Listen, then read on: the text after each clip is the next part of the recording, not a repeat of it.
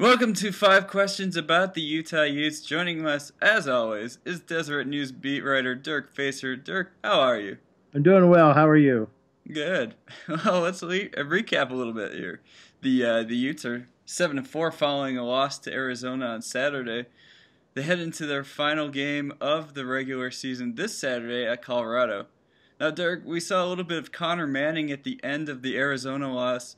What is the state of the quarterback situation heading into the final game of the regular season?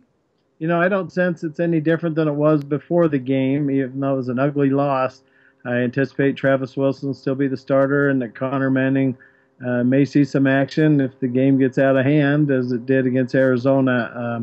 He was kind of thrown into a tough situation, a wet football, threw a pick six, didn't get a real good opportunity to show what he can do in given the situation. But as Kyle Whittingham said, going into this game, they want to put their best 11 guys out there, and I'd be very surprised if they go with an unproven quarterback rather than a guy that they've invested a lot of starts in going into this final game, because they are playing for a winning Pac-12 record, and that's something the program hasn't done yet in 4 years in the league.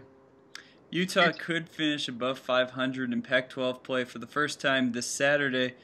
What would that mean to this program? It'd be a giant step because the first year they were in the league, they were 4-4 and lost the game at home, 17-14 to Colorado, and that ended up costing them a chance to play in the inaugural Pac-12 championship game. Then they fell to 3 wins the second year and 2 conference wins last year. So to get over that hurdle and be 5-4 would be a big step, and included in that is the sweep of the LA schools, and it's been a big year, and it'd really be, as Kyle Whittingham said, kind of an exclamation mark on a positive season and a turnaround season for the Utes. Colorado and Utah is marketed as a rivalry. Is it fair to call it that? Absolutely not. Utah and BYU is a rivalry, and it's just a shame that game isn't played every year. It's been really weird this year not to have it. Utah and Colorado, the 3 years they've played so far as Pac-12 rivals, it's been a good game, but to call it a rivalry, it just isn't the same as Utah BYU. It may evolve into that, but right now it pales in comparison, even though the games have been close. Dres Anderson, Nate Orchard, and Eric Rowe are each headed to the Senior Bowl this year. What does that say about this program to have three people selected to such a prestigious national event? Well, it tells you the NFL is taking notes of the players that Utah has in its program. The NFL is very influential in who goes to these games because it's obviously a chance for them to get a closer look at these guys.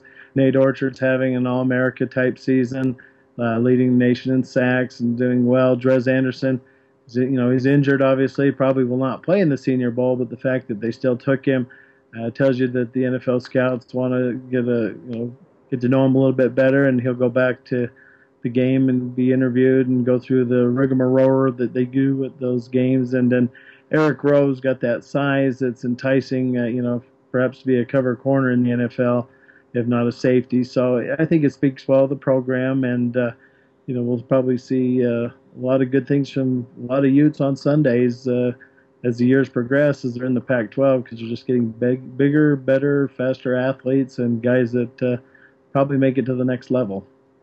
Last one of these that we're doing this season. Maybe we'll do one for the bowl game, wherever it is. Who would you name as the team's MVP this season? That's a good question. It's hard to look past Nate Orchard and what he's done this year. Hunter Demick's had a great year as well. You got a guy like Jared Norris, who's been the healthy linebacker standing through all this. Devontae Booker's done some great things on the offensive side. But probably Nate Orchard, just because he's established himself as the record holder for sacks, single season Utah, and the defense has been real consistent. Save it be that Arizona game. Well, that wraps up this week's edition of 5 Questions.